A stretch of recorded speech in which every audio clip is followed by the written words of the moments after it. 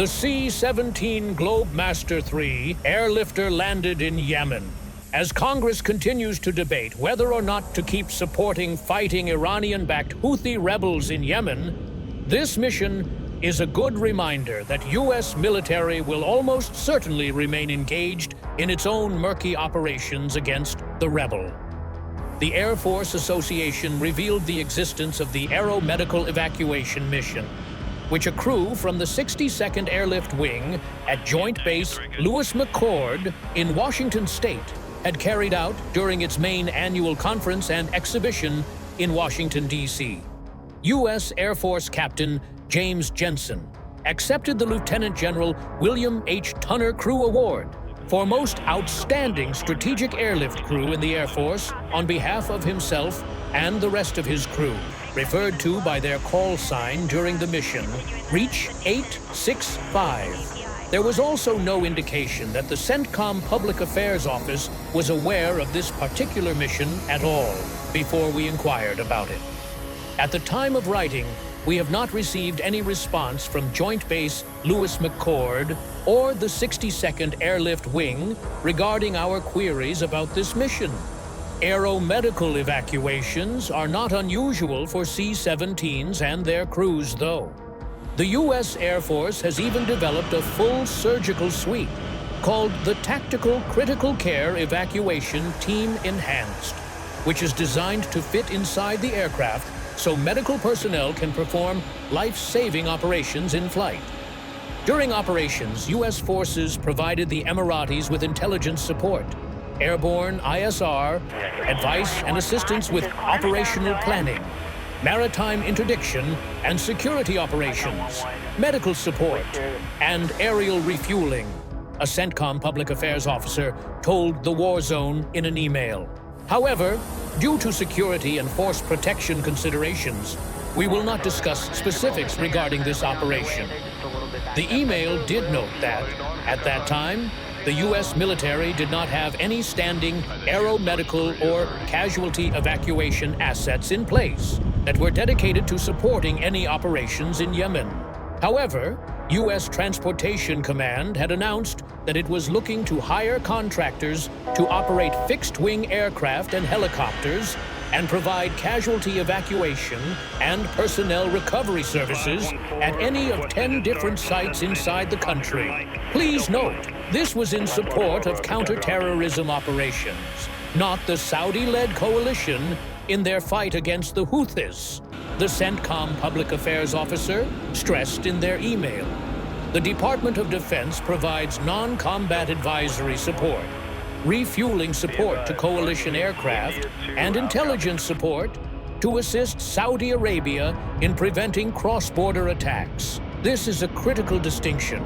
The U.S. government has been under increasing pressure from within to end the latter support to the Saudi-led coalition in the face of a still growing humanitarian disaster in Yemen, brought on in no small part by often indiscriminate Saudi airstrikes as well as Houthi intransigence. On top of that, U.S.-Saudi relations are at an all-time low after the brutal murder of Jamal Khashoggi, a Saudi-born journalist and sometimes critic of the ruling monarchy in Riyadh, who had been living in self-imposed exile in Turkey. The U.S. government has been providing various types of support to the Saudis and their allies in Yemen since 2015. But Congress has never officially approved any of it. A recent report from The Atlantic found that U.S. taxpayers had actually been footing the bill for mid-air refueling for Saudi and Emirati jets, flying missions against the Houthis specifically.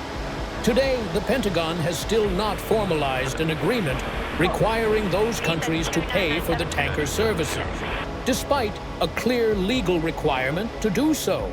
The Intercept had already revealed that the U.S. military was not accurately tracking when and how much it was fueling Saudi and Emirati aircraft at all.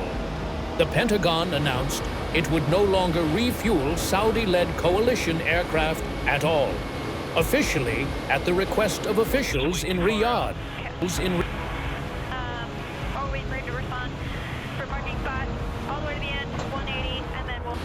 The U.S. Senate voted to pass a resolution invoking the War Powers Resolution of 1973 and calling for an end to all U.S. support for the Saudis and their allies in Yemen engaged in fighting the Houthis.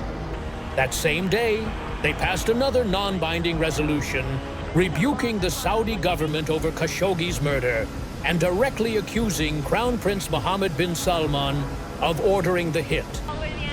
Better known as MBS, the Crown Prince is widely seen as the real leader of Saudi Arabia, as his father, King Salman bin Abdulaziz, becomes increasingly old and frail.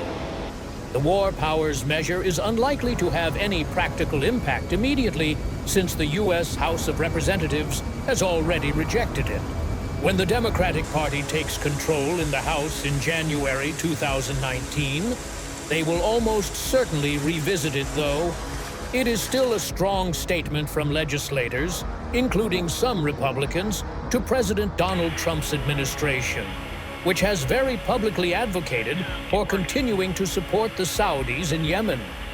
The U.S. government has also been highly supportive of the ongoing political process to end Yemen's civil war, which has seen more momentum recently, with direct talks starting between the rebels and the country. It is worth noting, when it comes to supporting the Saudi-led coalition's operations, the Trump administration has simply been continuing a policy that President Barack Obama put into place. It's also important to understand that the resolutions that the Senate passed and the House voted down both included carve-outs for U.S. operations in and around Yemen that are otherwise approved under other legislation.